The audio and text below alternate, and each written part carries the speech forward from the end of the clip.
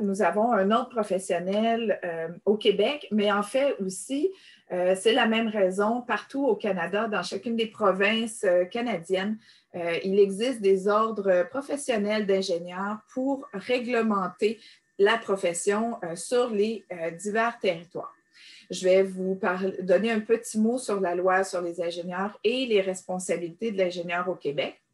Je vais aller rapidement, mais quand même vous expliquer comment nous pouvons obtenir un permis de pratique au Québec. Je vais également vous parler du rôle de l'Ordre des ingénieurs face aux femmes en génie, parce que présentement, nous n'avons pas beaucoup de femmes dans la profession. Alors, nous avons certaines initiatives qui ont été entreprises. Également parce que, bon, je sais qu'en Europe, il y a des avancées par rapport à l'Amérique du Nord en termes de développement durable, mais l'Ordre des ingénieurs du Québec s'est vraiment positionné par rapport à ce sujet d'actualité. Alors, j'aurai quelques mots à vous dire là-dessus et finalement, nous aurons une période de questions. Alors, pourquoi un ordre professionnel? En fait, j'ai envie de vous raconter une petite histoire simplement pour vous faire une mise en contexte. Alors, tout a débuté en 1887. Des ingénieurs canadiens ont vraiment ressenti le besoin de se regrouper pour faire valoir leurs œuvres et se doter d'un encadrement professionnel. Chaque jour, il existait un risque que des personnes décident de concevoir des ponts et des infrastructures sans en avoir les connaissances nécessaires pour le faire. Et là, si on se reporte vraiment en 1887, vraiment, l'ingénierie était plutôt concentrée autour du génie civil. Puis un jour, en 1918, le gouvernement québécois a fait adopter une loi pour restreindre la pratique du génie aux seuls membres de l'Institut canadien des ingénieurs. Dans les années qui ont suivi, en 1932 plus précisément, il y a eu la création d'un sceau officiel, donc un étampe, un sceau, qui existe encore aujourd'hui d'ailleurs et qui permet d'authentifier les plans, les rapports et tous les documents officiels d'ingénierie pour éliminer les fraudeurs. Donc, tout ce qui avait le sceau, nous pouvions faire la différence entre ce qui était préparé par un ingénieur de ce qui n'était pas préparé par un ingénieur. Puis, à la fin des années 50, la Corporation des ingénieurs a mis sur pied une catégorie d'ingénieurs juniors dans le but de mieux préparer les futurs ingénieurs à leurs devoirs et leurs responsabilités professionnelles. Encore aujourd'hui, au sein de l'Ordre des ingénieurs du Québec, ce programme continue d'exister pour les candidats à la profession d'ingénieur. Il a été revu et amélioré en 2019 et il permet vraiment de bien préparer les diplômés en génie à leur future carrière comme professionnels. Donc, ça vous met un peu la mise en contexte. Pourquoi, au départ, le gouvernement du Québec a décidé d'offrir un encadrement professionnel pour les ingénieurs? Alors, notre système professionnel au Québec, il est vraiment, il relève de l'Office des professions du Québec et du ministre de la Justice. Au Québec, nous avons 46 ordres professionnels. Certains ordres professionnels réglementent seulement un titre, donc un titre réservé. On pourrait penser par exemple aux technologues professionnels, aux urbanistes. On pourrait penser aussi à certaines autres professions dont seul le titre est réglementé au Québec. Et nous avons d'autres ordres professionnels qui vont réglementer non seulement le titre en le réservant aux seuls membres de leur ordre professionnel, mais aussi en réglementant les actes réservés à la profession. Donc, seulement les membres de cet ordre professionnel peuvent faire les actes qui sont prévus par la loi. Donc, on pourrait penser, par exemple, au Québec, l'Ordre des agronomes, l'Ordre des architectes, l'Ordre des chimistes et bien sûr, l'Ordre des ingénieurs du Québec. Donc, vraiment, vous voyez, ce n'est pas tout le monde là, qui sont des ingénieurs au Québec. Nous avons vraiment des différences assez marquées entre diverses professions. Et vraiment, le tout est encadré par notre gouvernement québécois. Donc, vraiment, par la petite histoire que je viens de vous raconter, la principale fonction d'un ordre professionnel, c'est d'assurer la protection du public et on nous demande d'imposer des mécanismes de contrôle qui sont obligatoires et les mécanismes de contrôle obligatoires le sont pour les 46 ordres professionnels. Donc, nous allons faire un contrôle minimalement en admission, en inspection professionnelle et en discipline. Au niveau de l'Ordre des ingénieurs du Québec, petit fait saillant, nous sommes plus de 65 000 membres et futurs membres, donc nous incluons vraiment nos candidats à la profession. Au Québec, nous avons plus de 46 disciplines du génie. Et à la permanence, donc vraiment à nos bureaux qui sont situés au centre-ville de Montréal, nous avons plus de 180 employés qui y travaillent.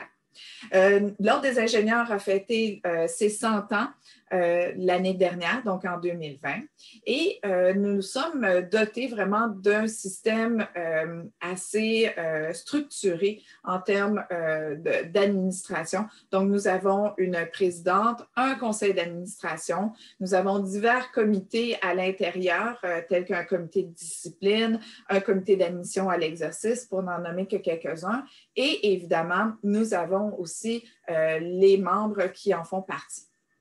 Et vraiment, dans le but de nous assurer une pérennité, d'assurer une structure également et une voie d'avenir, l'Ordre s'est doté d'un plan. En fait, depuis quelques années, bien sûr, mais nous avons mis de l'avant un nouveau plan, qui est le plan ING 2025, donc qui nous donne un horizon des divers projets à venir au Québec pour l'Ordre des ingénieurs d'ici les 5 prochaines années. Et probablement qu'après 2025, nous aurons un nouveau plan pour se doter de projets très intéressants.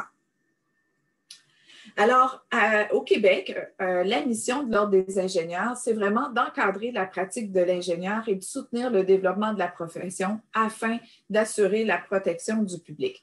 Pour nous, en fait, ce qu'on veut dire par notre mission, c'est que plus nous allons encadrer la pratique professionnelle de nos membres, et là, il faut vraiment savoir, et je le répète, la mission est de protéger le public et non pas de protéger les ingénieurs membres de l'Ordre comme pourrait le faire, par exemple, une association professionnelle.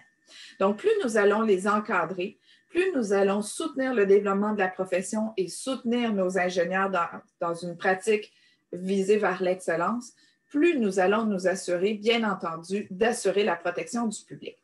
Alors, nous, à l'Ordre, nous avons, en plus des 3 mécanismes de contrôle obligatoires imposés par la loi, nous avons 2 autres mécanismes de contrôle.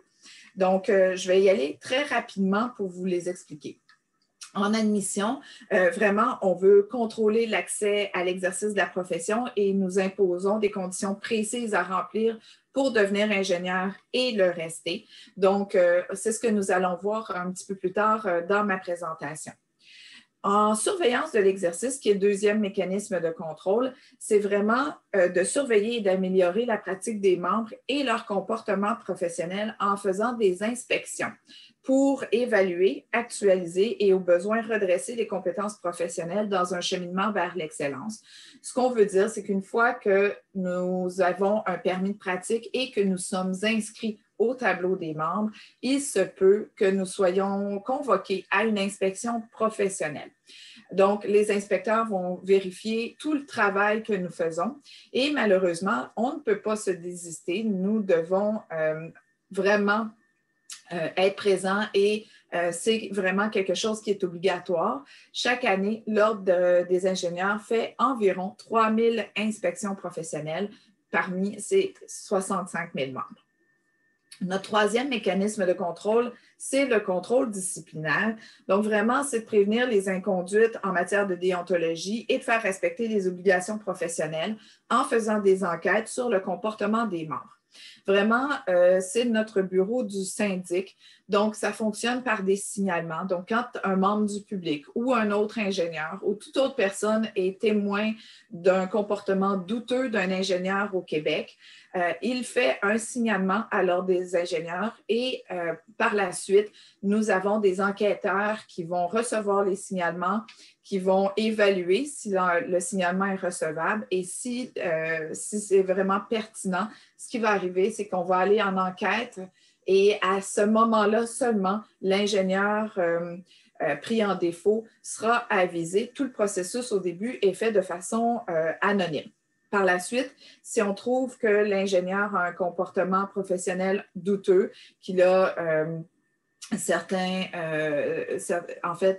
manquements au code de déontologie ou à la loi sur les ingénieurs ou à tout règlement qui en découle, il peut être passible de sanctions qui peuvent aller d'une réprimande à des amendes, voire même à être radié complètement du tableau des membres. Ça veut dire que plus jamais dans sa carrière professionnelle, il ne pourra se présenter comme un ingénieur ou faire les actes réservés à la profession. Le quatrième mécanisme de contrôle, c'est le maintien des compétences. Donc, vraiment, on veut s'assurer que nos membres, nos ingénieurs maintiennent leurs compétences à jour tout au long de leur carrière dans leur domaine de pratique. Donc, c'est le règlement de la formation continue, donc qui est obligatoire pour tout le monde. Quand on est membre, nous devons nous conformer à faire un minimum de 30 heures de formation continue par période de référence de 2 ans. Pour certains, 30 heures peut paraître énorme, mais en moyenne, je dirais que les ingénieurs, de la statistique que nous avons, c'est qu'ils font environ 58 heures de formation continue par période de référence de 2 ans. Donc, le 30 heures est vraiment un minimum requis. Et à défaut de se conformer, on peut se voir radier du tableau des membres jusqu'au moment où nous allons nous conformer. Donc, c'est vraiment quelque chose qu'il faut tenir en compte et savoir que tout au long de notre carrière, nous devons vraiment continuer de se perfectionner dans notre domaine de pratique. Finalement, notre cinquième mécanisme de contrôle, c'est la surveillance de la pratique illégale. Donc, vraiment, on veut veiller à ce que seuls les membres utilisent le titre réservé ou son abréviation et effectuent des actes qui sont réservés à la profession. Donc, nous faisons beaucoup d'inspections de chantier, nous faisons beaucoup de prévention également. J'ai des collègues qui vont faire des présentations, informer les employeurs, informer les grands donneurs de contrats pour s'assurer qu'il n'y a pas de corruption ou de collusion ou de trafic, d'incitation à la pratique illégale. Donc, vraiment, on veut s'assurer aussi que lorsqu'on est en chantier, que l'utilisation des plans sont bel et bien conformes, qui sont signés, scellés par des ingénieurs. Et on veut s'assurer aussi que toutes les personnes qui sont désignées à se présenter ingénieurs sont bel et bien inscrits au tableau des membres. Donc, vraiment, c'est ce qui englobe nos divers mécanismes de contrôle à l'Ordre des ingénieurs du Québec. Donc, les avantages qui sont reliés à l'obtention d'un permis d'ingénieur, c'est vraiment de pouvoir poser les actes qui sont réservés ou même de pratiquer l'ingénierie de façon autonome. Sinon, il faut vraiment s'assurer d'avoir toujours un ingénieur membre de l'Ordre qui va prendre la responsabilité professionnelle de notre travail, donc qui va vraiment réviser tout ce qu'on fait comme travail au Québec et qui va en prendre la responsabilité professionnelle. Évidemment, le deuxième avantage, c'est d'avoir le droit d'utiliser le titre d'ingénieur ou son abréviation, ING. Un autre avantage, c'est d'avoir une plus grande crédibilité et un statut professionnel. Pourquoi? Parce que nos employeurs au Québec et les donneurs d'ordre ou les donneurs de contrats vraiment ont une confiance aux gens qui sont vraiment membres de l'ordre. C'est ce qui assure la grande crédibilité et ça, c'est vraiment en raison de tout l'encadrement qui est offert dans le mécanisme de contrôle, je vous en ai parlé. Donc, parce que nous faisons des inspections professionnelles, parce qu'on demande à nos membres vraiment de continuer leur formation en continu tout au long de leur carrière, parce qu'on s'est assuré qu'en admission, les gens avaient les compétences pour devenir ingénieurs. Voilà pourquoi nos employeurs au Québec offrent une grande crédibilité aux gens qui sont ingénieurs. Finalement, un autre avantage qui est relié à l'obtention d'un permis, c'est que c'est vraiment la mobilité de la profession de façon pan-canadienne. en entrée de présentation, j'ai mentionné que toutes les provinces au Canada ont chacun leur ordre professionnel et réglementent la profession sur leur territoire. Ainsi, lorsque nous avons un permis de pratique dans une province, si nous avons à aller travailler dans une autre province et que nous faisons une demande d'admission dans une autre province, donc pour avoir un deuxième permis d'ingénieur, parce que nous en avons déjà un, le processus va être grandement facilité pour l'obtention du deuxième permis. Donc, vraiment, cette mobilité-là, elle est vraiment très bien vue pour tous les ingénieurs du Canada.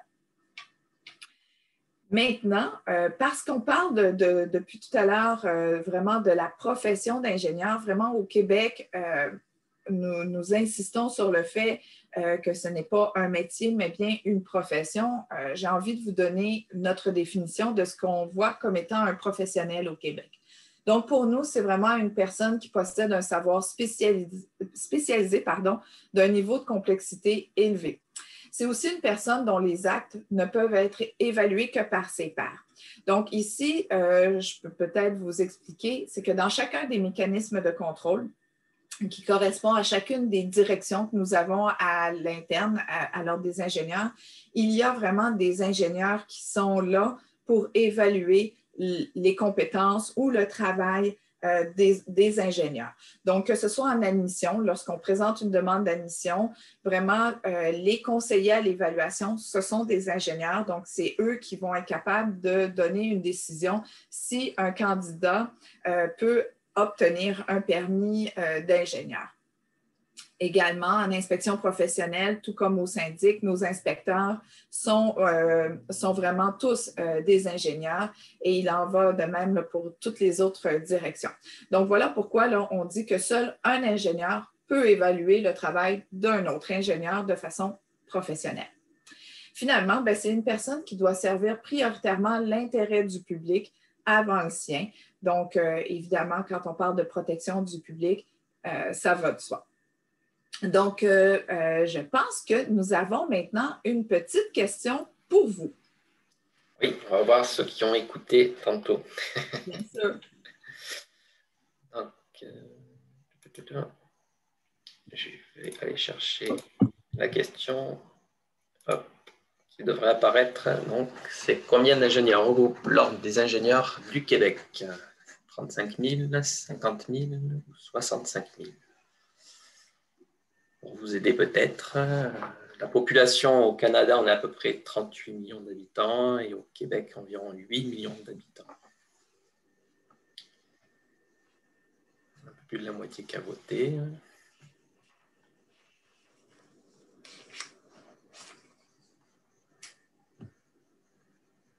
Et je pourrais ajouter pour faciliter la question, en fait, l'Ordre des ingénieurs du Québec en nombre est le deuxième plus grand ordre professionnel au Québec. Donc, est-ce que c'est le moment pour moi de donner la réponse ou j'attends encore un petit moment? Je vais arrêter parce que sinon on va perdre du temps. Donc, majoritairement ont répondu 65 000.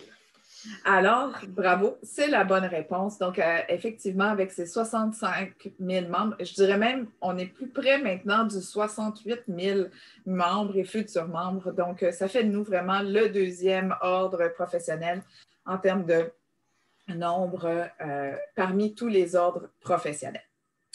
Alors maintenant, un petit mot sur la loi sur les ingénieurs.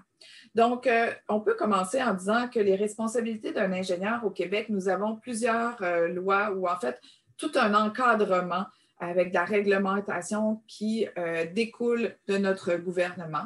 Donc, au départ, nous avons un code des professions et c'est vraiment du code des professions que découle tout le reste.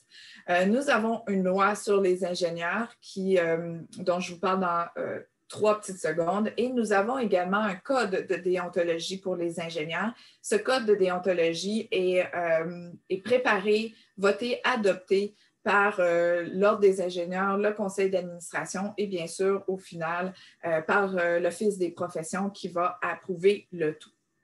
Donc, vraiment, la profession est très, très bien encadrée. Et notre loi sur les ingénieurs, bien, on peut se poser la question, est-ce que seuls les ingénieurs sont tenus de respecter la loi sur les ingénieurs? Eh bien, la réponse, c'est faux. Pourquoi? Parce que notre loi sur les ingénieurs définit l'usage du titre.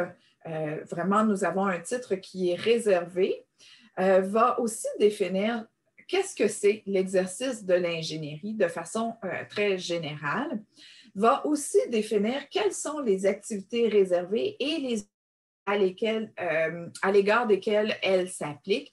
Et finalement, notre loi définit les infractions en matière de pratiques illégales. Donc, vraiment, cette loi, pour nous, est extrêmement importante. Je n'irai pas là, dans le détail pour tous les actes qui sont réservés, mais nous avons, par une petite recherche sur Google, par exemple, nous arrivons là, au libellé de la loi. Donc, on nous donne les actes qui sont réservés. Donc, j'en ai parlé il y a à quelques reprises déjà. Vraiment, lorsqu'on est au Québec, le titre d'ingénieur et son abréviation sont vraiment des titres réservés aux gens qui sont inscrits au tableau de l'ordre. C'est une notion qui est fondamentale à comprendre parce que bien que nous ayons peut-être obtenu un diplôme d'ingénieur dans un pays hors Canada, donc on est considéré ingénieur dans son pays, quand on arrive au Québec, voire au Canada parce que les autres provinces fonctionnent de la même façon, on ne peut malheureusement pas se présenter comme ingénieur dans la province. Il faut passer obligatoirement par le processus qu'on vous demande de faire. Alors, notre prochaine question, je pense que vous pouvez la mettre à l'écran. Je vais le faire.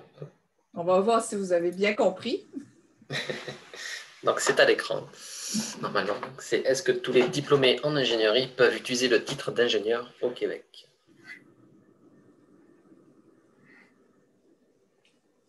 Bravo!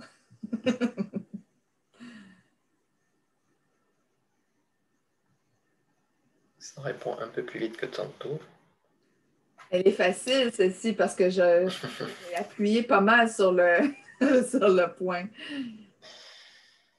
Alors, on va s'arrêter là. Oui, bien merci. Effectivement, la réponse est faux. Il faut vraiment, vraiment faire attention et nous sommes souvent témoins de plusieurs professionnels formés en ingénierie qui arrivent au Québec et qui commettent cette petite erreur de se présenter comme ingénieur. Vraiment, la façon de le faire, ce qu'on peut vous recommander, c'est lorsque vous présentez un CV ou que vous présentez, par exemple, votre profil sur LinkedIn, par exemple, indiquez bien dans quel pays vous êtes ingénieur. À ce moment-là, ça va moins porter à confusion. Donc, vous pouvez tout à fait dire que vous êtes diplômé en ingénierie, ça fonctionne, ou dans une expérience professionnelle de travail, vous dites que vous êtes ingénieur en France pour les années, telle année à telle année. Et ainsi, ça va vraiment permettre d'éviter toute confusion possible parce que vraiment au Québec, les gens sont le savent, la population en général, et nous, à l'ordre, on reçoit souvent des signalements. Donc, simplement faire attention à ce point-là. Donc, maintenant, comment on obtient un permis d'ingénieur au Québec? Bien, nous avons quatre règlements qui régissent l'admission des candidats à la profession au titre d'ingénieur. Donc, on a un règlement qui existe pour nos diplômés québécois et qui accède directement au titre professionnel de CPI maintenant, donc de candidat à la profession d'ingénieur. Pour les diplômés français, nous avons également un règlement propre à ces diplômes. C'est ce que je vais vous parler dans quelques instants. Nous avons aussi un règlement pour les diplômés qui sont formés à l'étranger, français et avec des diplômes qui ne sont pas nécessairement reconnus soit par l'ARM, soit par les accords de Washington. Donc, nous avons un autre règlement sur l'admission. Et finalement, pour les ingénieurs qui proviennent de d'autres provinces canadiennes, nous avons aussi un autre règlement. Donc, on a plusieurs règlements pour l'admission. Alors, la première chose à faire, Pour présenter une demande d'admission, ici, c'est une capture d'écran de notre site Web à l'ordre. On arrive, on va dans la section « Candidat » et on vient cliquer ici sur un petit lien « Obtenir un permis », ce qui va nous amener à une belle page comme ça. Donc, on voit les divers cheminements là, où on peut cliquer pour obtenir un permis. Alors, moi, ce que je vous explique, c'est vraiment pour les gens qui ont des diplômes d'ingénieur obtenus en France. Alors, le cheminement pour vous, la première chose à faire, c'est de savoir, ou en fait, pour vous, vous le savez peut-être même déjà, il existe un arrangement qui a été conclu entre le Québec et la France. Donc, cet arrangement, l'ARM, date de 2009. Maintenant, à l'été dernier, il y a eu une nouvelle signature, un nouvel arrangement qui a été signé. Par contre, l'actualisation, la mise à jour du règlement d'admission et tout ce qui en découle arrivera un peu plus tard, donc à l'été 2021. Donc, je dois obligatoirement vous expliquer ce qui est en vigueur aujourd'hui. Donc, la première chose à faire, c'est en allant sur notre site Web, en cliquant sur le lien que je vous ai montré. Vraiment, la première chose à valider, c'est d'aller voir sur la liste de l'ARM pour vérifier que votre établissement d'enseignement, votre école d'ingénierie et le programme d'études, donc votre spécialité, figurent bel et bien sur la liste en vigueur de l'ARM. Ça, c'est vraiment la première étape. Ce qui va arriver, si la réponse est oui, que les deux conditions sont bel et bien respectées, lorsque vous allez présenter votre demande d'admission avec les autres pièces justificatives, donc la preuve d'identité, les relevés de notes et tout ça, nous allons vous délivrer un permis restrictif temporaire dans le cadre de l'ARM. À ce moment-là, vous aurez l'obligation de respecter, bien sûr, le code de déontologie et vous aurez aussi à respecter le fameux règlement sur la formation continue. Donc, une fois que vous aurez reçu un permis restrictif temporaire, la suite, c'est vraiment de nous fournir la preuve que vous cumulez 3 années d'expérience pertinente et vous aurez à démontrer obligatoirement une année effectuée de travail en génie effectuée au Canada sous la direction et la surveillance immédiate d'un ingénieur. Donc, si vous êtes dans une autre province, dans une province autre que le Québec, ça nous prend un ingénieur vraiment qui a un permis d'ingénieur dans sa province. Et pour nous, au Québec, bien sûr, c'est un ingénieur qui possède son permis de pratique ici au Québec. Vous aurez également à réussir notre examen professionnel. Donc, notre examen professionnel, c'est vraiment un examen où vous allez devoir étudier nos codes, nos lois, les normes, l'éthique, la déontologie propre à la profession d'ingénieur au Québec et vous allez devoir réussir l'examen professionnel. Vous allez également, bien que ça peut paraître un peu particulier, mais vous allez devoir nous démontrer que vous avez une connaissance du français appropriée à l'exercice de la profession. Ça, c'est le gouvernement du Québec. Nous avons une loi sur la langue française. Donc, l'Office québécois de la langue française impose à tous les autres professionnels du Québec que tous les professionnels aient une connaissance appropriée de la langue française.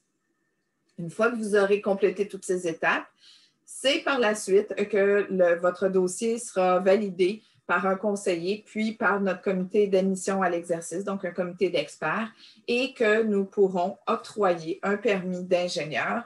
Et à ce moment-là, vous aurez la possibilité de pratiquer l'ingénierie de façon autonome et d'utiliser et de vous présenter comme ingénieur et avec l'abréviation, le fameux ING point au Québec. Donc, le volet linguistique, simplement pour vous dire, si vous avez fait toutes vos études dans un établissement francophone, ce genre de preuve peut être amené pour nous démontrer la preuve du français.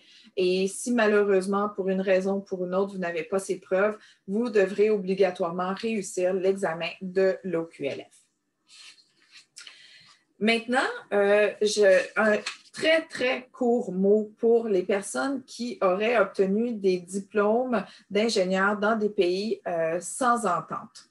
Je n'irai pas dans le détail de tout le processus parce que j'en aurais pour un autre 30 minutes à vous parler, mais simplement pour vous dire qu'il y a un cheminement particulier. Nous allons devoir étudier votre dossier sur une base académique, donc via vraiment le diplôme d'ingénieur, donc que ce soit baccalauréat ou peu importe l'appellation, ce qui vous a permis d'avoir votre diplôme d'ingénieur. Vous allez pouvoir aussi nous soumettre tout diplôme d'études supérieures. Donc, nous allons étudier tout le volet académique pour valider si vous êtes équivalent à un diplôme d'études en génie québécois ou canadien, d'une université québécoise ou canadienne.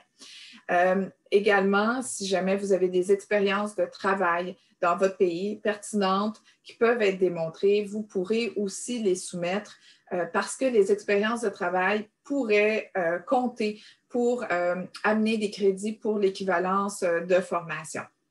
Donc, une fois que toute l'étude de votre dossier sera faite, si les évaluateurs déterminent que vous avez des lacunes, ce qui arrive quand même assez souvent, notre comité d'admission à l'exercice qui est formé d'experts, ce sont des ingénieurs experts, vont déterminer ce qu'on appelle des prescriptions de formation ou d'examen technique de façon à nous assurer que vous avez l'équivalent d'un diplôme québécois ou canadien en ingénierie.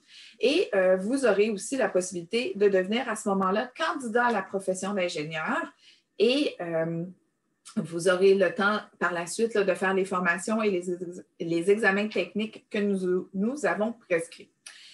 Une fois que les équivalences totales sont complétées, vous serez admissible comme CPI vraiment à ouvrir un volet pratique et là, vous devrez nous démontrer un minimum de 24 mois d'expérience professionnelle, de réussir aussi tout le volet théorique qui implique vraiment l'étude et l'examen professionnel et tout ça devra être fait sous la supervision d'un ingénieur. Et finalement, après ça, bien, il y a l'obtention d'un permis.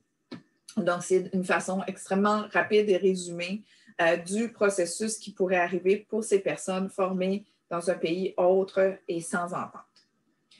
Un petit mot maintenant sur les initiatives de l'Ordre pour les femmes en génie. En fait, présentement, au Québec, dans nos écoles d'ingénierie, nous avons un pourcentage autour de 20 % de femmes étudiants en génie. À l'Ordre, on est autour de 15-16 % des membres qui sont des femmes.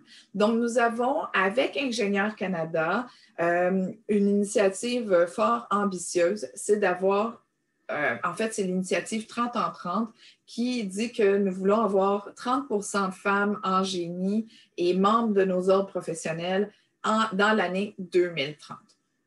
Donc, pour nous, au Québec, nous avons pris vraiment, l'Ordre des ingénieurs a pris plein de belles initiatives d'aller faire la promotion de la profession dans les écoles secondaires. Donc, dans notre système scolaire au Québec, le secondaire correspond au lycée pour vous en France. Plus de 3000 jeunes ont été rencontrés, donc plus de 2000 filles pour leur donner vraiment le goût de venir étudier en ingénierie, de poursuivre un cheminement en sciences. Au niveau collégial, nous avons des initiatives également avec ce qu'on appelle du grand génie. Donc, ça a été fait pendant la pandémie. Ce sont des capsules informatives qui ont été mises en ligne vraiment pour que nos ambassadrices, nous avons vraiment des femmes bénévoles au sein de l'Ordre qui vont dans les écoles d'études collégiales promouvoir la profession de façon à ce que les jeunes femmes accèdent au programme, aient le goût d'aller étudier dans les programmes d'ingénierie et pas juste dans les programmes qu'on pourrait penser un peu plus accessibles pour les femmes, donc comme la biotechnologie ou le génie chimique, mais bien de les amener dans les autres disciplines du génie, telles que le génie électrique, le génie informatique, les disciplines qui sont un petit peu moins populaires auprès des jeunes femmes. Nous avons également fait un programme de mentorat Donc, vraiment, qui s'adressait aux jeunes femmes en début de parcours universitaire, de façon à les jumeler avec des ingénieurs d'expérience, que ce soit des hommes ou des femmes dans ce cas-là, afin qu'elles puissent prendre des bonnes décisions sur la poursuite de leurs études, les choix de cours, avoir vraiment tout un mentorat. Et ça a été des initiatives fort appréciées de la part des jeunes femmes selon les sondages que nous avons faits.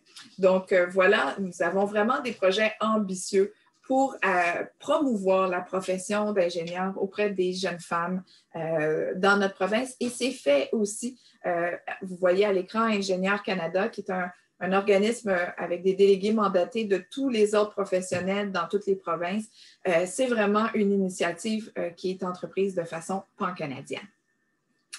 Maintenant, un dernier mot concernant l'Ordre des ingénieurs et le développement durable. Donc, pour nous, au Québec, le développement durable est un concept quand même, je dirais, nouveau, récent pour nous, bien que la conscience environnementale existe depuis de très nombreuses années. Mais vraiment, l'Ordre des ingénieurs s'engage de façon formelle, officielle, sur la place publique pour vraiment dire que les ingénieurs sont une part active dans le développement durable. Donc, que ce soit tous les projets qui sont faits, d'avoir cette notion de développement durable, pour nous, à l'Ordre, c'est vraiment extrêmement important. Donc, nous avons vraiment commencé à créer des outils et de la formation pour soutenir la pratique. Et nous allons bien sûr, dans notre plan ING 2025, continuer de faire ce développement au niveau du développement durable. Également, à chaque année, nous avons un gala de l'excellence qui reconnaît les meilleurs ingénieurs ou les meilleures entreprises au Québec et nous avons créé une catégorie faisant appel au développement durable. Donc, en 2021, nous aurons des prix dans cette fameuse catégorie.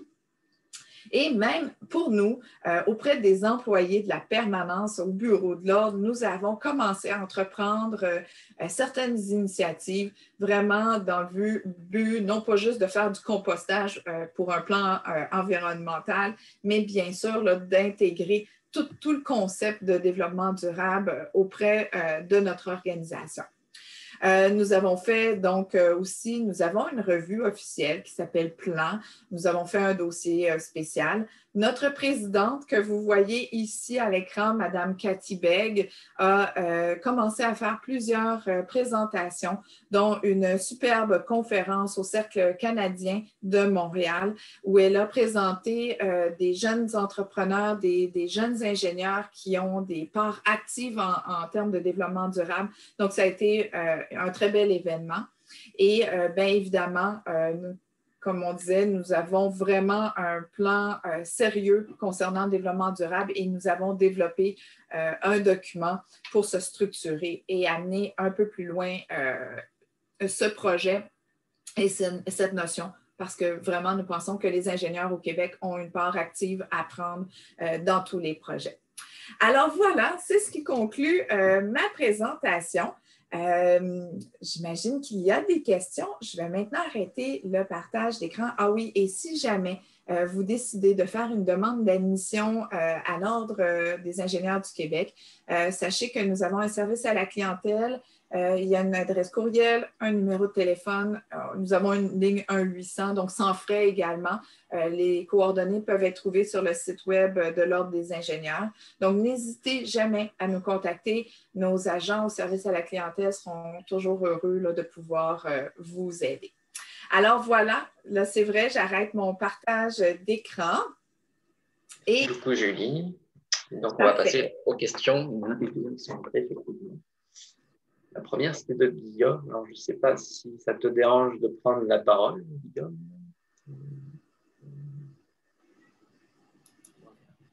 Parce que je n'étais pas sûr d'avoir compris la question qu'il a posée. Il faut que je la retrouve, parce que là, ça défile. Ça me fait...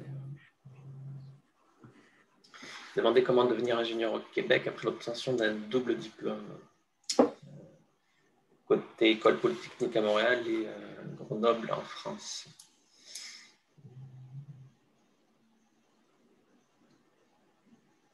Il précisait qu'il commençait en septembre une année en double diplôme à Montréal. Est-ce que les exigences sont-elles différentes avec une maîtrise en génie logiciel québécois? En fait, pour les doubles diplômes, en fait, si on va généralement utiliser le diplôme français parce que la double diplomation, elle implique d'autres subtilités. Donc, nous allons valider, en fait, vérifier que votre établissement d'enseignement est bien sur la liste de l'ARM et ce sera le processus sur la liste de l'ARM parce que je suppose que la majorité des crédits ou des études auront été faites en France. Okay. Donc après, on avait Pierre qui demandait est-ce que ça veut dire qu'un ingénieur ayant 10 ans d'expérience en France suite à l'obtention du diplôme devra nécessairement avoir un an d'expérience également au Canada? Oui, absolument. C'est obligatoire pour tous les ingénieurs français, effectivement, mais vous avez déjà un minimum de 24 mois qui sera déjà reconnu. Et Vanessa qui a un Master 2 recherche. Excusez-moi. Oui. Excusez-moi, je me permets d'intervenir. Merci pour parfait. votre. Excusez-moi, je vous ai coupé. Merci pour votre réponse. J'en ai une seconde, si je peux me permettre. Est-ce qu'il y a des sites ou des institutions au Canada qui permettent de pouvoir prévoir justement le travail au Canada d'un ingénieur français d'un point de vue plus large, c'est-à-dire l'accueil, l'intégration dans le pays, permis de travail, je ne sais pas, ce genre de choses, quelque chose de plus général. Est-ce que vous auriez quelque chose à me conseiller là-dessus? C'est sûr qu'il existe toutes sortes de programmes pour l'intégration des arrivants français. Maintenant, dans les autres ordres professionnels, ils ont à peu près le même système de reconnaissance de l'expérience que nous au Québec.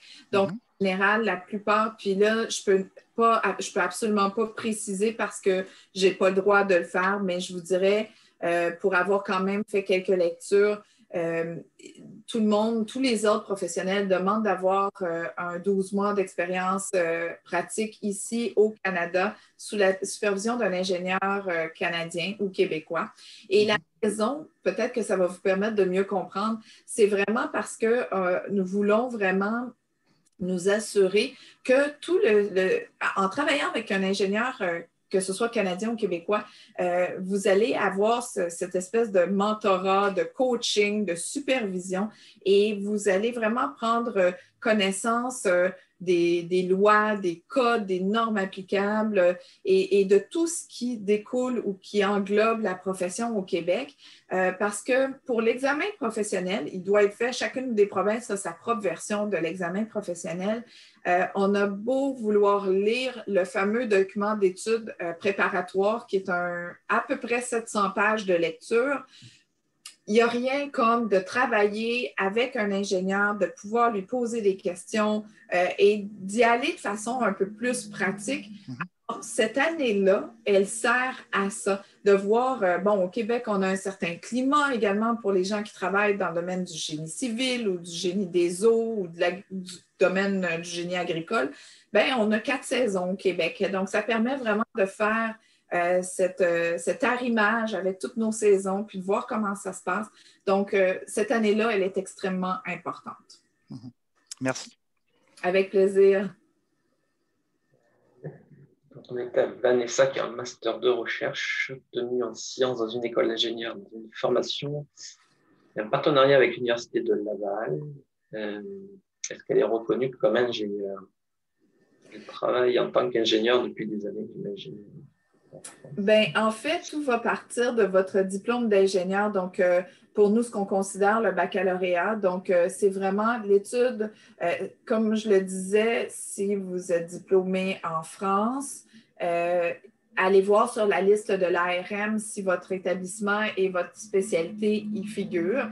Si ce n'est pas le cas, le processus d'évaluation de votre dossier va vraiment prendre en compte les diplômes que vous avez et on va aller regarder pour avoir une équivalence par rapport à une équivalence de formation par rapport à un baccalauréat en génie québécois.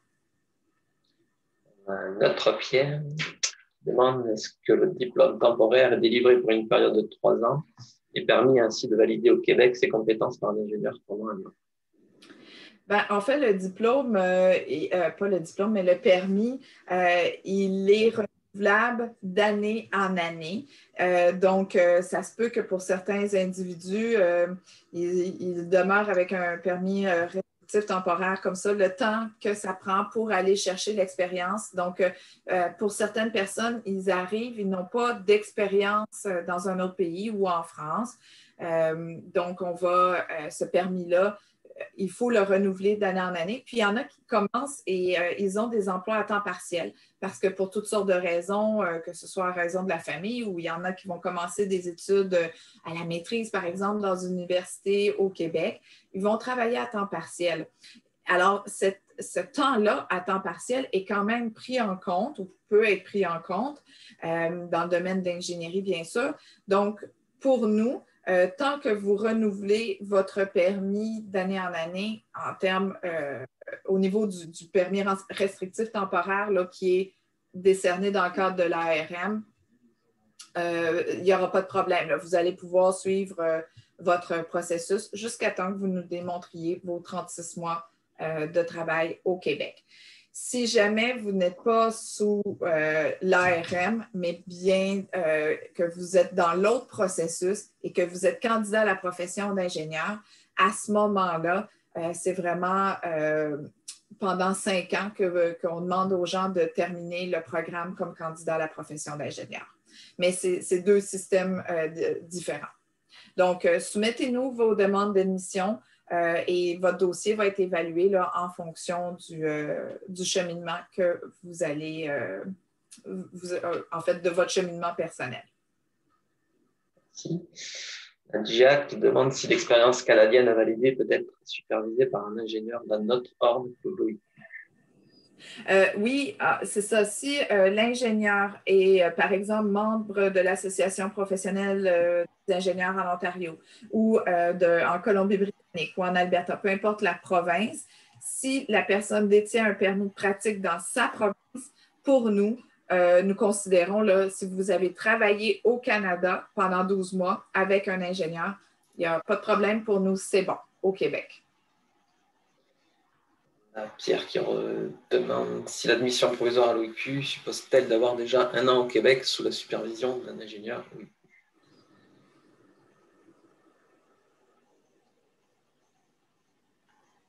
Est-ce que vous pouvez répéter? Est-ce que l'admission provisoire à l'OIQ suppose-t-elle d'avoir déjà 1 an au Québec sous la supervision d'un ingénieur? Oui. Non, en fait, vous pouvez faire votre demande d'admission déjà et commencer à acquérir l'expérience à partir du moment où vous êtes prêt à le faire. Donc, mais il n'y a pas de lien nécessairement.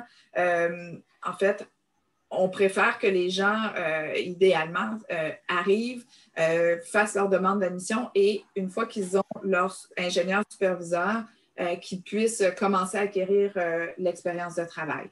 Donc, pas besoin d'avoir le 12 mois fait déjà d'avance. OK.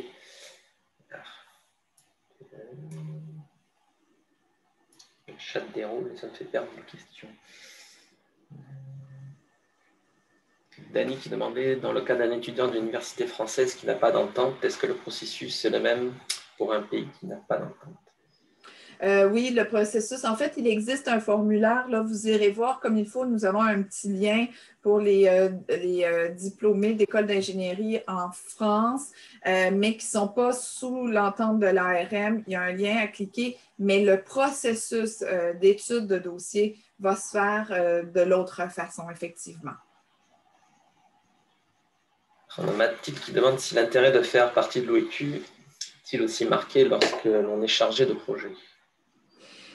En fait, de faire partie de l'OIQ, c'est un choix, je dirais, dans certains cas personnels et dans d'autres cas obligatoires. Ça dépend vraiment des tâches que vous allez effectuer. Si vous êtes gestionnaire de projet et que jamais vous n'aurez à bien que la gestion de projet fait partie de la définition de l'ingénierie avec la nouvelle version de la loi qui a été mise en vigueur en septembre 2020, il n'y a pas d'actes qui sont réservés nécessairement à la gestion de projet. Mais si vous aviez à faire des actes réservés, ben, c'est à ce moment-là que ça devient un choix obligatoire ou imposé de devenir un membre. Mais si vous n'avez jamais d'acte réservé à poser, bien non, il faut être simplement chargé de projet. On n'a pas nécessairement besoin d'être ingénieur. Et il y en a qui vont travailler dans le domaine du génie toute leur vie sans être ingénieurs, même s'ils sont diplômés comme ingénieurs, parce qu'ils ne posent pas d'acte réservé. Puis il y en a d'autres qui vont, par choix aussi, travailler, mais toujours sous la responsabilité d'un autre ingénieur qui va prendre la responsabilité professionnelle de leur travail, simplement parce qu'ils ne veulent pas payer la cotisation annuelle à l'ordre des ingénieurs. Donc, ils ne peuvent pas se présenter comme ingénieurs, ils ne peuvent pas poser les actes réservés, bref, ils ne peuvent pas pratiquer de façon autonome, mais c'est leur choix. Donc, nous, on est l'organisme qui réglemente la profession, bien sûr, mais en bon québécois, comme on dit, on ne met pas le couteau sur la gorge de personne. Donc, ça devient une responsabilité après ça personnelle. Oui, puis je dirais aussi avec l'employeur. Souvent, on va le voir dans l'offre d'emploi, justement, si c'est demandé ou pas. Exactement. Certains employeurs vont dire qu'ils veulent obligatoirement quelqu'un qui... Et merci de m'apporter ce point, Luc, parce qu'il y a des employeurs qui vont demander que les gens soient membres de l'Ordre des ingénieurs dans le processus de demande d'obtention d'un permis à l'ordre. Si jamais ça vous arrive, que vous postulez sur un emploi et que vous êtes tout près de signer un contrat d'embauche, et qu'on vous demande une preuve que vous êtes dans le processus, contactez-nous. On peut, nous, vous préparer une attestation disant que vous êtes bel et bien dans le processus, puis à quelle étape vous êtes rendu. Donc, on va vous donner cette attestation-là et vous pourrez la présenter à votre employeur en disant, ben regarde, il me reste tant de mois à démontrer d'expérience de travail et j'aurai mon permis d'ingénieur. Il y a Fares qui demandait le coût global à partir de la demande d'adhésion jusqu'à l'obtention du titre. Là, ça va vraiment dépendre du diplôme. Ça dépend, tout à fait. Alors, on vous invite vraiment à aller sur notre site web, aller voir la grille tarifaire qui est disponible. Vraiment, c'est qu'il y a autant de possibilités qu'il y a de cheminement. Pour certains, le coût est relié à l'entente avec l'ARM. Pour d'autres, ça va dépendre vraiment du cheminement. Donc, est-ce qu'on provient d'un pays sans entente? Et bon, au travers de ça, il y a les coûts concernant les volets théoriques si on est CPI, coûts qu'on n'a pas pour si on est PRT, donc avec un permis temporaire. Bref, allez et si vous n'êtes pas certain, bien, téléphonez ou contactez notre service à la clientèle. Ils vont pouvoir vous aiguiller davantage en fonction de votre profil personnel. Parfait. Vanessa qui reposait sa question. Vanessa, je ne sais pas si tu peux prendre la parole, voir si on avait répondu à ta question ou pas. Vanessa Bernier. Oui, bonjour. Bonjour. Merci d'avoir répondu à ma question. Tout à l'heure, en fait, j'avais réécrit ma question en apportant une précision, mais je vais du coup la reformuler différemment parce qu'en fait, je suis allée sur le site de l'ARM et la liste des diplômes qui sont validés sont tous des diplômes marqués ingénieur. Mm-hmm. Et moi, le problème que j'ai, c'est que j'ai été diplômée d'un master recherche en ingénierie, mais pas d'un diplôme d'ingénieur. Par contre, c'est dans une école d'ingénieur. Et c'est une formation, en fait, qui est en partenariat avec l'Université de Laval, parce que, en fait, c'est un diplôme très particulier, et le seul partenaire qu'on a est au Québec et Paris. Et du coup, le fait d'avoir le mot master en ingénierie, pour vous, est-ce que ça vaut comme si c'était ingénieur? Sachant qu'en France, ça l'est, mais est-ce que chez vous, ça l'est aussi? Ou est-ce que ça demande un parcours? Parce que l'école, elle est validée par chez vous, mais l'intitulé de la formation est très particulier. Parfait. Malheureusement, non, parce que, comme j'expliquais, tout part soit du diplôme d'ingénieur ou d'un baccalauréat, dépendamment là, de quel pays on arrive et dans lequel on a étudié. Donc, on va souvent parler, en fait, c'est vraiment le premier diplôme. Maintenant, le fait d'avoir un master, une maîtrise, un doctorat, peu importe, parce que, bon, là, je ne vous l'ai pas montré à l'écran, mais il y a vraiment une grille d'évaluation où on demande d'avoir un minimum de 108 crédits en ingénierie, donc en génie, au niveau du baccalauréat ou bon, du diplôme d'ingénieur, peu importe. Et on a des crédits associés là, à certaines matières, certaines thématiques, dont un 50 crédits minimalement en conception en ingénierie. Alors, si je prends par exemple quelqu'un qui aurait fait des études en chimie et qui va aller faire une maîtrise en génie chimique, par exemple, bien évidemment, le fait d'avoir fait une maîtrise, un baccalauréat ou en fait des études en chimie, ça n'empêchera pas qu'on peut présenter une demande d'admission. Par contre, ça se peut qu'on ait des lacunes, évidemment, au niveau de la conception en génie chimique. Donc, ce qui va arriver, c'est qu'on va identifier ces lacunes-là.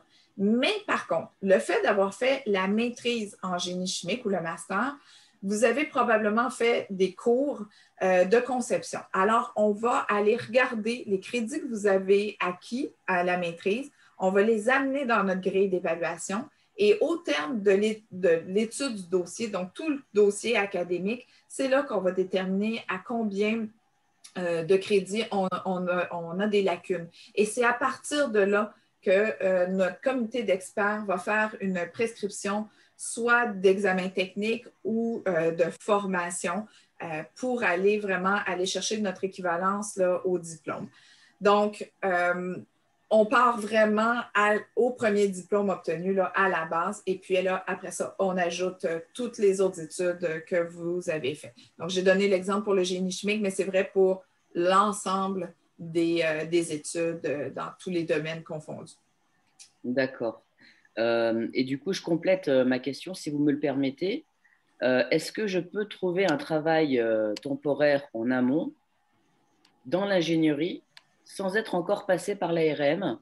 Si par exemple l'entreprise accepte de m'embaucher et que je commence les démarches, est-ce que le fait d'avoir une promesse d'embauche est un gage pour vous de garantie, si vous voulez, de mes qualités d'ingénieur? Ou est-ce que vraiment il faut passer par ce système ARM et avec le risque d'être refusé et donc de se voir refuser le poste a posteriori? Je ne sais pas si vous comprenez ce que je veux dire. Ouais, ben pour nous, en fait, le fait que le candidat qui présente une demande d'admission ait une promesse d'embauche, pour nous, ça n'affecte en rien si on va accepter ou si on va délivrer un permis ou non. D'accord. Pour nous, ça ne fait aucune différence. C'est plutôt à l'inverse, c'est-à-dire que c'est pour votre employeur qui va prendre la décision, est-ce que vous êtes dans le processus avec l'Ordre des ingénieurs ou non. Et à partir de là, ce sont eux qui vont prendre la décision. Et bien évidemment, le fait de travailler, par exemple, avec un employeur au Québec, bien, ça va vous aider par la suite. Vous serez déjà en emploi, donc pour aller chercher l'expérience de travail qu'on vous demande d'aller chercher. Bien sûr, ça aide à la fin, mais au début du processus, pour nous, on ne refuse pas du tout les demandes d'admission. Par contre, comme je disais, il suffit de bien y réfléchir. Nous avons plusieurs ordres professionnels. Donc, je reprends mon exemple de la personne qui aurait fait un diplôme en chimie. Peut-être que j'irai explorer du côté de l'ordre des chimistes pour voir si, avec eux, je pourrais faire partie de leur ordre professionnel.